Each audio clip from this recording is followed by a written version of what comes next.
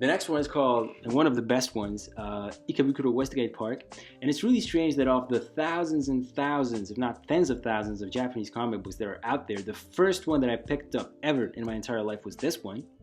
And actually, it's probably the best one that I ever read.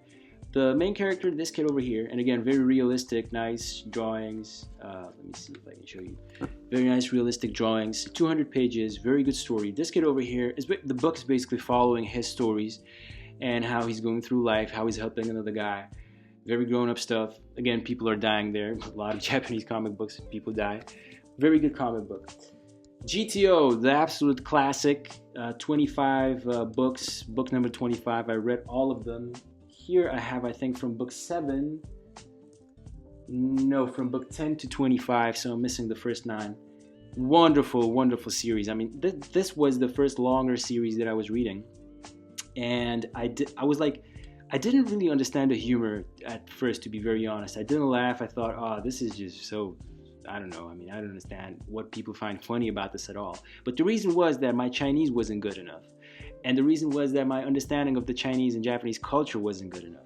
Now, as I was proceeding through these books, it's basically about a young guy who's a high school teacher at a high school, and so it's following his stories and how he deals with the students and everything, and he's kind of crazy. And I think he's an ex-gangster, like a bike gang type of a character, and very unconventional.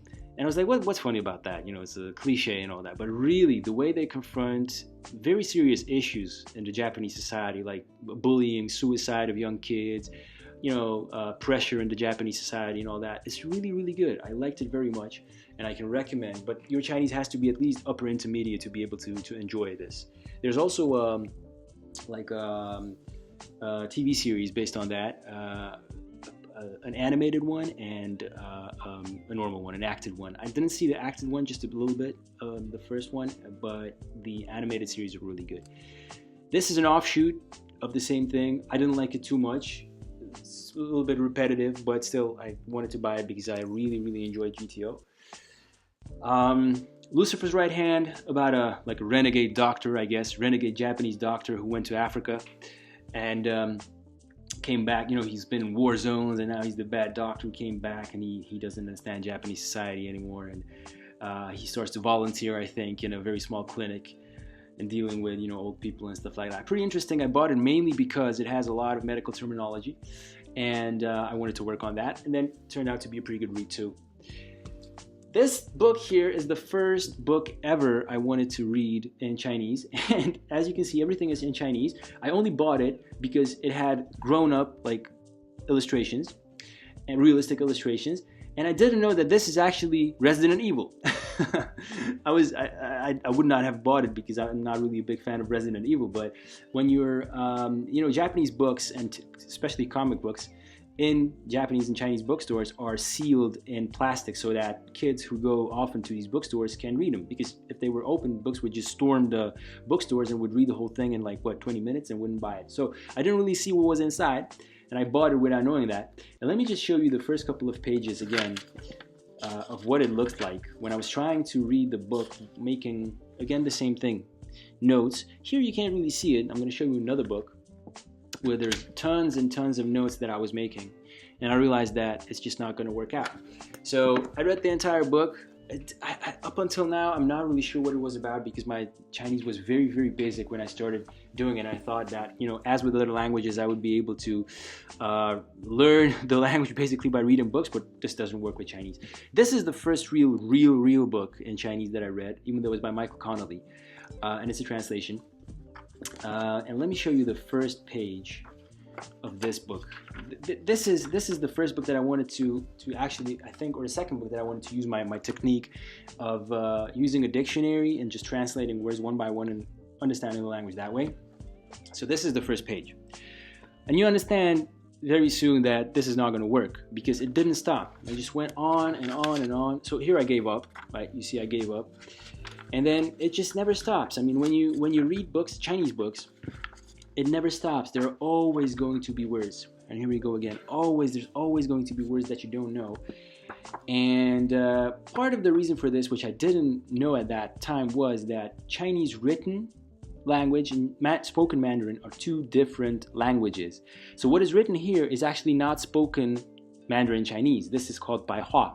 This is written Chinese, and it's as different from spoken Mandarin as is, I don't know, Slovak from Polish. So if you cannot, or I don't recommend learning how to speak Mandarin Chinese by learning how to read, especially not news, which is even further away from spoken Mandarin.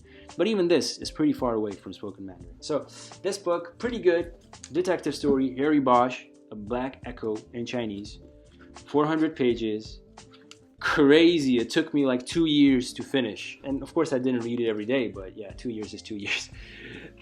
This one here is a book by a Taiwanese author, Zhou Badao. And pretty good, actually. Very, very, very useful to understand the Taiwanese society. Yeah, so I read it. My Chinese still wasn't very good, so I didn't enjoy the read it in itself too much, but very nice read nonetheless.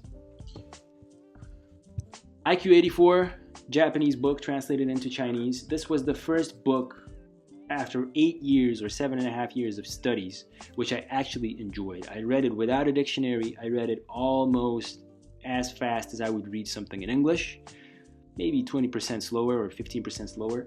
But it was the first book that I actually enjoyed reading, and I enjoyed the contents, and it was a pretty good book too. I mean, IQ 84 is a pretty famous book, so I'm not going to talk about it.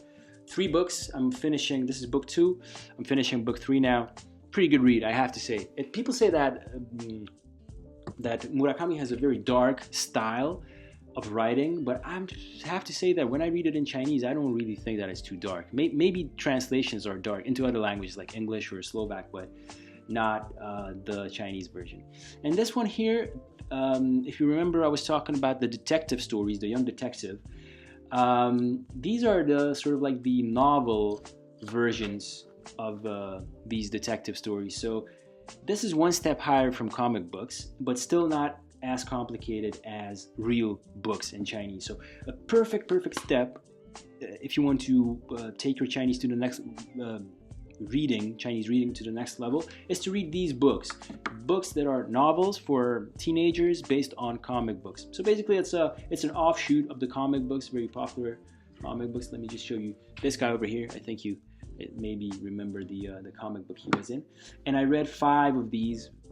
Again, the way he solves the puzzles is a little bit of a long shot, but still pretty good compared to other things that are out there. All right, so these were some of the books in my Chinese comic books and books collection. I hope you enjoyed the video. If you have any questions or any suggestions, leave them in the comments. I will try to answer, and we'll see you in the next video. Bye-bye.